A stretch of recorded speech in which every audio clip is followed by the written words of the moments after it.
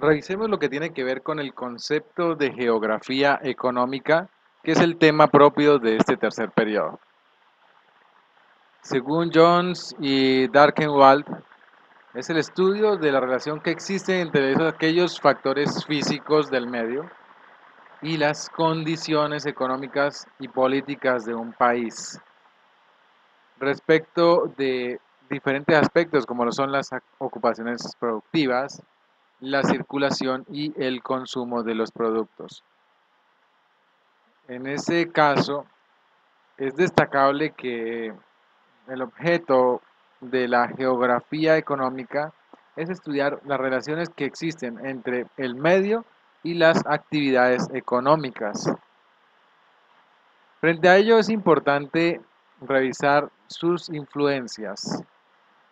Influye el espacio y la economía en el turismo, en la demanda de trabajo, en el crecimiento de las ciudades y, por supuesto, en la contaminación por las actividades propias de la economía.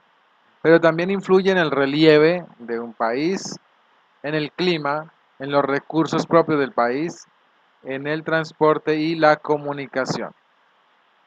El objeto o el estudio de la geografía económica es la posición de las actividades económicas, el lugar donde se encuentran ubicadas aquellas actividades económicas. Además de ello, analiza la desigualdad de los seres humanos en el acceso a los recursos propios. Además de ello, también evalúa el impacto de las actividades económicas del ser humano y en este caso el Producto Interno Bruto. En los últimos años, la geografía económica ha tenido un proceso de globalización en el cual ya todos los países tienen una afectación en el ámbito de la vida que no tienen que ver estrictamente con lo económico. Además de ello, hay una existencia de un proceso de integración sociocultural y además también en el ámbito político. Esto implica la necesidad de que los países tengan cada día una mayor apertura frente al resto del mundo.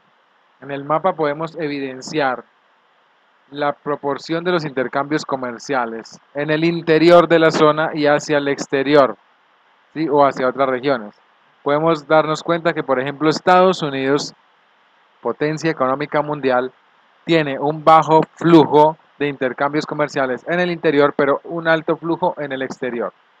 América del Sur es un exportador, ¿sí? Tiene un intercambio de flujos hacia el exterior y muy pocos hacia el interior. Por el contrario, Europa es el que más marca la diferencia en ese sentido, pues sus intercambios son en mayor medida en la zona interior y en menor medida hacia el exterior. Desde su economía, el mundo es visto de esta manera. No se trata de una figura hecha de adrede, sino que muestra cómo están distribuidos los países de acuerdo al aporte o a la proporción del aporte que hacen ellos al Producto Interno Bruto Mundial.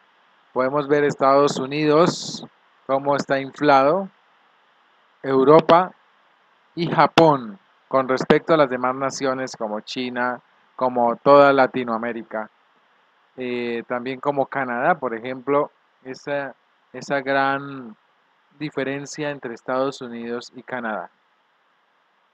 Pues el Banco Mundial presenta un nuevo enfoque y en este sentido eh, indica que entre mayor sea el nivel de desarrollo de un país, en mayor proporción su población habita en ciudades.